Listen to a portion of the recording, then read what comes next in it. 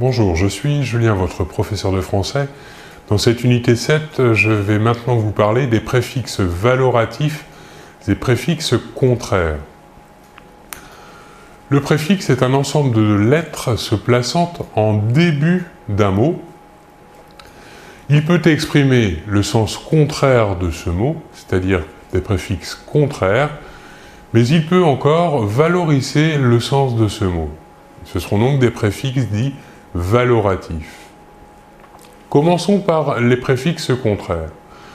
Par exemple, on peut trouver des, dis, des, ou encore mal, mais, mais, ou encore il, un, in, ir. Pour les préfixes contraires, des, dis, des. Des sera positionné devant un H muet ou une voyelle. Par exemple, le verbe unir, nous dirons désunir. On peut prendre un deuxième exemple avec un H muet. Humaniser, nous dirons déshumaniser. Passons maintenant au préfixe D, D-E accent aigu. On l'utilisera devant une consonne. Par exemple, le verbe munir, le verbe contraire sera démunir. Le préfixe dis s'utilisera devant une consonne également. Par exemple, l'adjectif continu deviendra discontinu. Les préfixes contraires mal, mais ou mes ont le sens de mauvais. Par exemple, sain, on utilisera devant sain le préfixe mal qui deviendra malsain, qui n'est pas sain.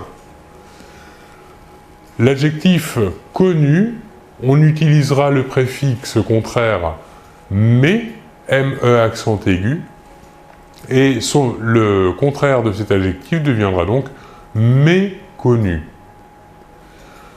Le préfixe mais sera utilisé quant à lui devant une voyelle.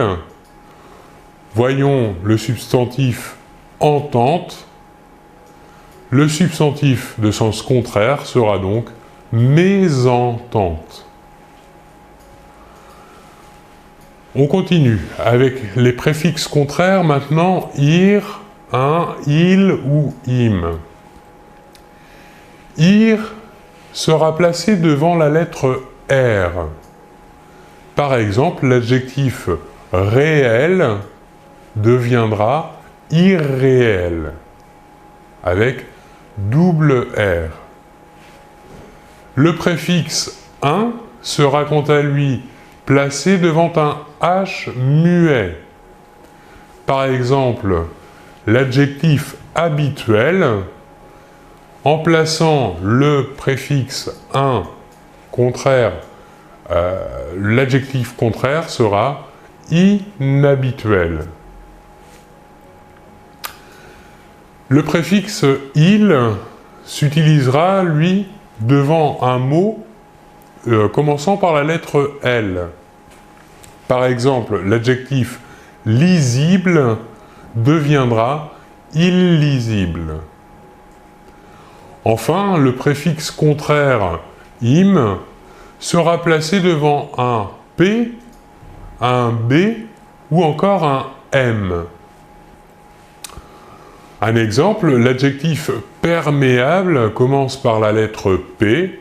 On utilisera donc le préfixe contraire im pour donner l'adjectif contraire à perméable et l'on obtiendra imperméable.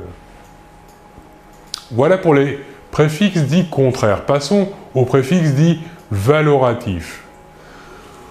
On aura par exemple le préfixe archi. C'est ici une force outrancière, c'est-à-dire qu'on exagère beaucoup la valoration. Par exemple, l'adjectif fatigué, nous pourrons dire archi fatigué. Et entre le préfixe et l'adjectif fatigué, nous positionnerons un tiret. Nous pouvons aussi trouver le préfixe hyper, qui est ici et veut exprimer un excès. Par exemple, l'adjectif actif deviendra hyperactif, en un seul mot. Autre possibilité, le préfixe maintenant super. Le préfixe super exprime une supériorité nette, une valeur intense. Par exemple, pour valoriser une promotion, on pourra dire une super promotion. Ici, le préfixe et le substantif seront séparés par un tiret. Par contre, le préfixe sur exprimera lui aussi un excès comme hyper. Un exemple, avec le substantif exposition, nous obtiendrons, s'il y a un excès d'exposition, on dira une surexposition. En un seul mot. Enfin, pour terminer, un dernier préfixe valoratif possible, ultra. Ultra ici exprime un degré d'extrême. Un exemple, confidentiel, l'adjectif confidentiel, on pourra dire ultra confidentiel. Voilà pour cette vidéo sur les préfixes valoratifs et préfixes contraires. Je vous remercie beaucoup de votre attention et on se retrouve très bientôt. Au revoir.